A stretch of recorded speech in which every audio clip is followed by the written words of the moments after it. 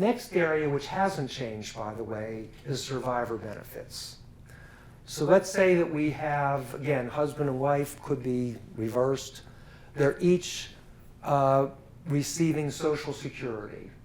Let's say one is getting $2,000, the other one's getting $1,200, all right? And one of them dies.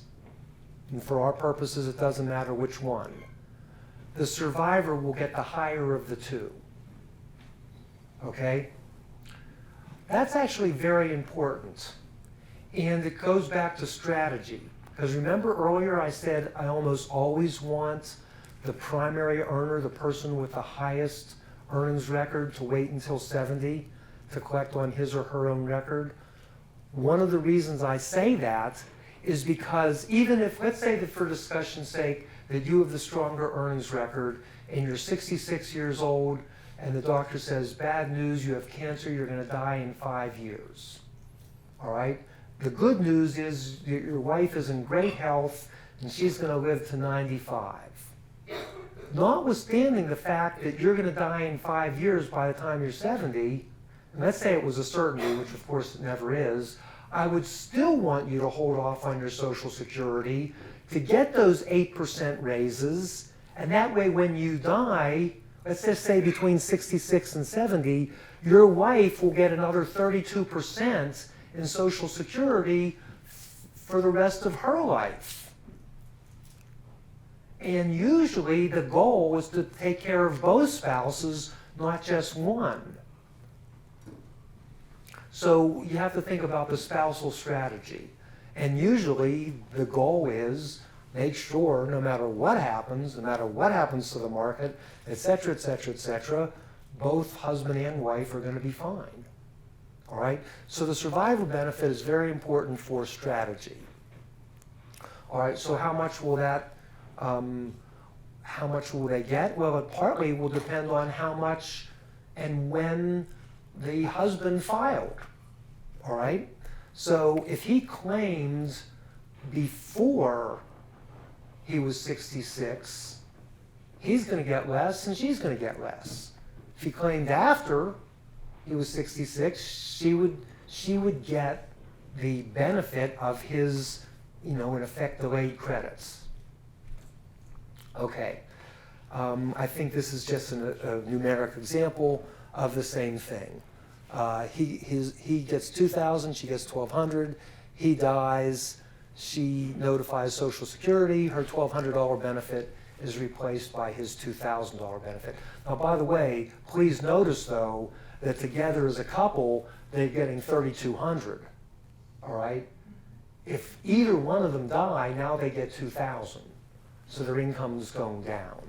And that's something that you have to think about when you're doing long-term planning.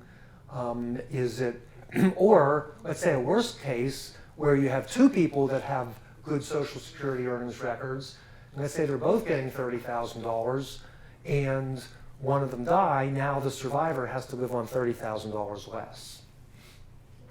So you have to consider that. All right, survivor benefits, the couple has to be married at least 9 months unless there was an accident, and the survivor has to be at least 50. Now they'll get a reduced benefit, 60 or 50 if disabled. If they want the full retirement amount, then they have to wait till 66. All right. The survivor benefit is not available to a widow or widower if they remarry before age 66. All right. So I literally, I'm sorry, 60. I literally have people who are doing, let's say, marital planning. All right. By the way, it's serious stuff. I actually wrote a book on that. It was the target was same-sex couples, but frankly, it applies to unmarried couples. And I actually just went to a marketing thing. It was Authority Marketing, and their whole thing is content is marketing, and that's me because that's my marketing. I throw out content. And anyway, they want to change the title to, you don't even know this, Get Married for the Money. And by the way, this is in my own family. So my brother is 3 times divorced, and he's in his 60s. He is deeply in love with number 4, all right? He's a retired college professor, has a wonderful record for Social Security, has a really nice retirement plan, all right? And if anything ever happens to him, he's going to leave all his money to the love of his life. They bought a house together, they share a bed together. They're not married, all right? And I'm saying, and I actually wrote 2 peer-reviewed articles on this. I wanted to talk about the spousal benefits for Social Security. So let's simplify and say hers is $5,000 and his is $30,000. If they get married and then he dies, then she gets $30,000. If they don't get married and he dies, she gets $5,000. Now those aren't the real numbers, but conceptually. The other thing is, and this is beyond the scope of today, it is much better to inherit an IRA or a retirement plan if you're married than if you're single. And she's saying, well, gee, we shouldn't get married for the money. And I'm thinking, what's the matter with you? Of course you should. You know, you have a house together, you share a bed, protect yourself financially.